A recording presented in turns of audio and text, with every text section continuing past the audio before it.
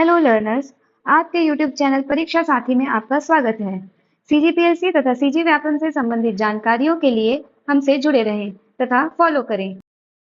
Hello learners. तो हमने पिछली कक्षा में मानव अधिकार संरक्षण अधिनियम 1993 की शुरुआत की थी, जिसमें हमने मानव अधिकार क्या है, उसके विभिन्न स्वरूप, उसके क्षेत्र और कितनी धाराएं शामिल हैं, कितने अध्यायों के अंतर्गत, इन सभी को देखा था। साथ ही प्रथम अध्याय के अंतर्गत हमने धारा 1 और धारा 2 को देखा, जिसमें धारा 1 में प्रारंभिकी, जिसके अंतर्गत अधिनियम का संक्षिप्त नाम, के क्षेत्र विस्तार आदि के बारे में पढ़ा। साथ ही धारा 2 में हमने विभिन्न परिभाषाओं को पढ़ा। अब हम अध्याय 2 के अंतर्गत राष्ट्रीय मानवाधिकार आयोग के बारे में पढ़ेंगे। अध्याय 2 के अंतर्गत राष्ट्रीय मानवाधिकार आयोग शामिल है, जिसके अंतर्गत धारा 3 से 11 तक की धाराओं को शामिल किया गया है। इसमें हम जानेंगे कि राष्ट्रीय मानवाधिकार आयोग का गठन कैसे होता है, उसमें सदस्यों की नियुक्ति कैसे होती है, उनका पदमुक्ति कैसे होता है, कार्यकाल कितने वर्ष का होता है, कार्यवाहक अध्यक्ष की नियुक्ति कब और कैसे की जाती है, उनकी सेवा एवं शर्तें, रिक्तियां, विनियम और अधिकारी एवं कर्मचारी के बारे में पढ़ेंगे। तो हम अब आगे चलते हुए धारा 3 से लेकर धारा 11 तक पढ़ने का प्रयास करेंगे। ठीक है, तो धारा 3 में राष्ट्रीय मानव अधिकार आयोग के गठन एवं संरचना को शामिल किया गया है कि राष्ट्रीय मानव अधिकार आयोग का गठन कैसे होता है और उसकी संरचना कैसी है। तो राष्ट्रीय मानव अधिकार आयोग का गठन केंद्र सरकार के द्वारा किया जाता है। तो आप ये याद रखेंगे कि राष्ट्रीय मानव अधिकार आयोग का गठन केंद्र सरकार के द्वारा किया जाता है। इसकी संरचना कैसी होती है? तो राष्ट्रीय मानव अधिकार आयोग के अंतर्गत एक अध्यक्ष होते हैं, सदस्य होते हैं और एक महासचिव होते हैं। सदस्यों में पूर्णकालिक सदस्य होते हैं और पदेन सदस्य होते हैं। पदेन सदस्य ऐसे सदस्य होते हैं जो अपने पद में रहने के कारण इस आयोग के जो सदस्य होते हैं उन्हें पदेन सदस्य कहा जाता है, और पूर्णकालिक सदस्य जो आयोग में पूर्ण काल के लिए रहते हैं। ठीक है, अब देखेंगे कि अध्यक्ष कौन हो सकता है। तो सर्वोच्च न्यायालय के रिटायर्ड मुख्य न्यायाधीश या सर्वोच्च न्यायालय या सुप्रीम कोर्ट के अन्य सेवानिवृत्त न्यायाधीश। तो अध्यक्ष वही हो सकते हैं जो सर्वोच्च न्यायालय के रिटायर्ड मुख्य न्यायाधीश हो या फिर सर्वोच्च न्यायालय या सुप्रीम कोर्ट के अन्य सेवानिवृत्त न्यायाधीश हो, मतलब कि रिटायर्ड होने चाहिए। ठीक है, अब सदस्य कौन हो सकते हैं। पूर्णकालिक सदस्य 5 होते हैं और पदेन सदस्य 7 होते हैं। पूर्णकालिक सदस्यों में एक सदस्य सर्वोच्च न्यायालय के न्यायाधीश होते हैं। ठीक है, एक सदस्य सर्वोच्च न्यायालय के न्यायाधीश होंगे। एक सदस्य उच्च न्यायालय के मुख्य न्यायाधीश होंगे।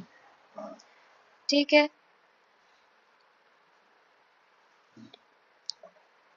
एक सदस्य उच्च न्यायालय के मुख्य न्यायाधीश होंगे और 3 सदस्य जिन्हें मानवाधिकार के क्षेत्र में विशेष जानकारी एवं समझ हो, जिसमें से एक महिला का होना अनिवार्य है। तो ये महिला का होना अनिवार्य है, जिसे 2019 के संशोधन में शामिल किया गया था। ठीक है, तो पूर्णकालिक सदस्यों में एक सदस्य सर्वोच्च न्यायालय के न्यायाधीश होंगे, एक सदस्य उच्च न्यायालय के मुख्य न्यायाधीश होंगे और 3 सदस्य जिन्हें मानवाधिकार के क्षेत्र में विशेष जानकारी एवं समझ हो, जिसमें से एक महिला का होना अनिवार्य है। ठीक है, अब देखेंगे पदेन सदस्य कौन कौन हो सकते हैं। तो पदेन सदस्य अनुसूचित जनजाति आयोग के अध्यक्ष हो सकते हैं, नहीं, ये होंगे अनुसूचित जाति आयोग के अध्यक्ष होंगे, ओबीसी आयोग के अध्यक्ष होंगे, अल्पसंख्यक आयोग के अध्यक्ष, राष्ट्रीय महिला आयोग के अध्यक्ष, बाल संरक्षण आयोग के अध्यक्ष और दिव्यांगजन आयोग के मुख्य आयुक्त। तो ये 7 पदेन सदस्य होंगे जो अपने पद में रहने के कारण, जब तक अपने पद पर रहेंगे, इस आयोग के सदस्य रहेंगे। ठीक है, महासचिव। अब महासचिव कौन होते हैं। राष्ट्रीय मानवाधिकार आयोग के सारे प्रशासनिक कार्यों को देखना, जितने भी प्रशासनिक कार्य होते हैं राष्ट्रीय मानवाधिकार आयोग के, वो कौन देखता है, महासचिव देखता है। इसके साथ ही यह एक प्रशासनिक अधिकारी होता है। जो प्रशासनिक अधिकारी होंगे वही महासचिव हो सकते हैं। धारा 4 में हम क्या देखेंगे, नियुक्तियां। तो राष्ट्रीय मानवाधिकार आयोग के अध्यक्ष एवं सदस्यों की नियुक्ति धारा 4 के तहत राष्ट्रपति के द्वारा प्रधानमंत्री की अध्यक्षता वाली एक उच्च स्तरीय चयन समिति की सिफारिश पर किया जाता है। तो राष्ट्रीय मानवाधिकार आयोग के अध्यक्ष एवं सदस्यों की नियुक्ति कैसे होती है। तो राष्ट्रपति द्वारा तो किया जाता है, लेकिन किसे नियुक्त करना है इसकी जानकारी कौन देता है, प्रधानमंत्री की अध्यक्षता वाली एक उच्च स्तरीय चयन समिति, मतलब एक चयन समिति का गठन किया जाता है और उनकी सिफारिश पर राष्ट्रपति के द्वारा अध्यक्ष और सदस्यों की नियुक्ति किया जाता है।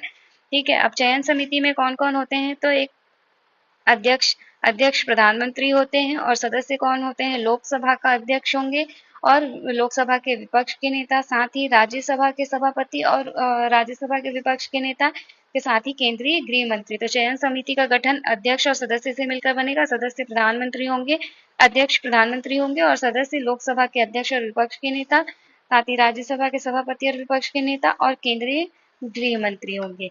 अब देखेंगे कि धारा 5 में क्या दिया है? पद मुक्ति। कार्यकाल से पूर्व हटाने की प्रक्रिया को पद मुक्ति कहा जाता है। मतलब जो उनका वास्तविक कार्यकाल है उससे पूर्व अगर उनको हटाया जाना है तो उसको क्या बोलते हैं? पद मुक्ति कहते हैं।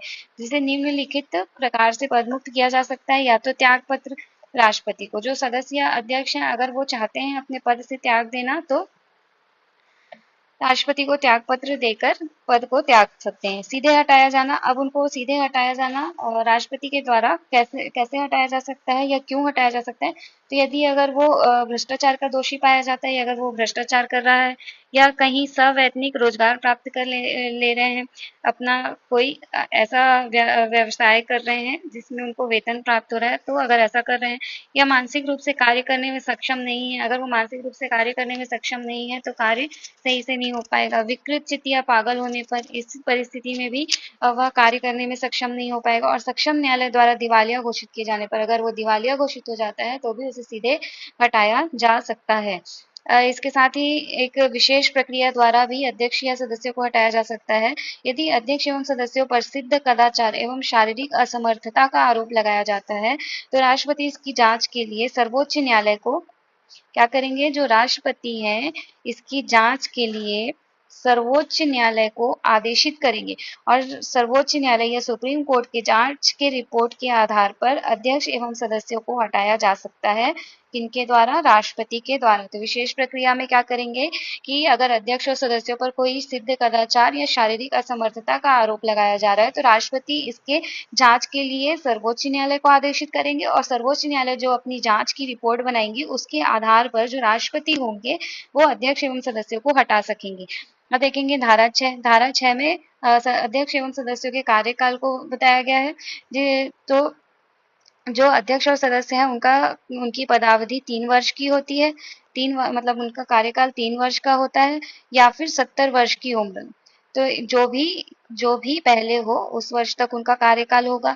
ठीक है। पुनर्नियुक्ति के बारे में अगर हम देखें तो सदस्यों को पुनर्नियुक्त किया जा सकता है लेकिन अध्यक्षों को पुनर्नियुक्त नहीं किया जा सकता। पुनर्नियुक्ति से आशय है कि मतलब अपने पद पर एक बार रहने के उपरांत पुनः उन्हें उस पद पर चयनित करना, नियुक्त करना या उसमें पद प्रदान करना। तो पुनर्नियुक्ति उनकी नहीं हो सकती। धारा 7 में हम देखेंगे कार्यवाहक अध्यक्ष की नियुक्ति। अब कार्यवाहक अध्यक्ष की नियुक्ति कब होती है, कैसे होती है? तो वर्तमान अध्यक्ष की अनुपस्थिति में, अगर वर्तमान अध्यक्ष जो है वो अनुपस्थित है ना, में राष्ट्रपति द्वारा अस्थायी अध्यक्ष की नियुक्ति की जाती है। कौन करेगा? राष्ट्रपति। मतलब अगर वर्तमान अध्यक्ष नहीं आ पा रहे, किसी कारणवश अनुपस्थित हैं, तो राष्ट्रपति कार्यवाहक अध्यक्ष की नियुक्ति करते हैं। वर्तमान पूर्णकालिक सदस्यों में से किसी एक को कार्यवाहक अध्यक्ष के रूप में नियुक्त किया जाएगा राष्ट्रपति द्वारा। तो किसे किया जाएगा? तो जो वर्तमान पूर्णकालिक सदस्य हैं। ठीक है। तो किसी एक को कार्यवाहक अध्यक्ष के रूप में राष्ट्रपति द्वारा नियुक्त किया जाएगा। तो अब हम देखेंगे कि पूर्णकालिक सदस्य कौन कौन है। तो पूर्णकालिक सदस्यों में एक सदस्य जो सर्वोच्च न्यायालय के न्यायाधीश हो, एक सदस्य जो उच्च न्यायालय के मुख्य न्यायाधीश हो और 3 सदस्य जिन्हें मानवाधिकार के क्षेत्र में विशेष जानकारी एवं समझ हो, जिसमें से एक महिला होना अनिवार्य है। तो इनमें से किसी एक को राष्ट्रपति के द्वारा कार्यवाहक अध्यक्ष नियुक्त किया जाएगा। अब इसके बाद हम देखते हैं धारा 8 में सेवा एवं शर्तें दी गई हैं सदस्यों और अध्यक्षों की, जिसका निर्धारण किसके द्वारा किया जाता है? केंद्र सरकार के द्वारा। सेवा एवं शर्तों का निर्धारण केंद्र सरकार के द्वारा किया जाता है। केंद्र में अध्यक्षों को 2,80,000 रुपए और सदस्यों को 2,50,000 रुपए मासिक तौर पर प्रदान किया जाता है और राज्य में 2,50,000 रुपए अध्यक्षों को और सदस्यों को 2,25,000 रुपए प्रदान किया जाता है। धारा 9 में रिक्तियां हैं। रिक्तियों के बारे में उल्लेख है, जिसके अंतर्गत बताया गया है कि सदस्यों का पद रिक्त होने की स्थिति में कार्यों पर कोई प्रभाव नहीं पड़ेगा। अगर सदस्यों का कोई पद रिक्त है तो कार्यों पर कोई भी प्रभाव नहीं पड़ेगा, बल्कि जो कार्य हैं वो यथावत रूप से संचालित होते रहेंगे। धारा 10 में विनियम को शामिल किया गया है। विनियम से आशय राष्ट्रीय मानवाधिकार आयोग या नेशनल ह्यूमन राइट्स कमीशन या NHRC अपने कार्यों के संचालन के लिए विनियम कर सकती है। ठीक है, तो आज हम इस क्लास को यहीं पे समाप्त कर रहे हैं। इसके बाद हम अपनी अगले वीडियो में मानवाधिकार आयोग के कार्यों के बारे में पढ़ेंगे, इसके साथ ही राज्य मानवाधिकार आयोग के बारे में पढ़ेंगे और इसी प्रकार इस वीडियो को या इस लेक्चर को कंप्लीट करेंगे और राष्ट्रीय मानवाधिकार संरक्षण अधिनियम 1993 को पूरा करेंगे। अगर वीडियो अच्छी लगी हो तो लाइक, शेयर एंड सब्सक्राइब जरूर करें, जिससे कि आने वाले समय में हम ऐसे ही इस सीरीज को कंप्लीट करें और वीडियोस लाते जाएं। Thank you.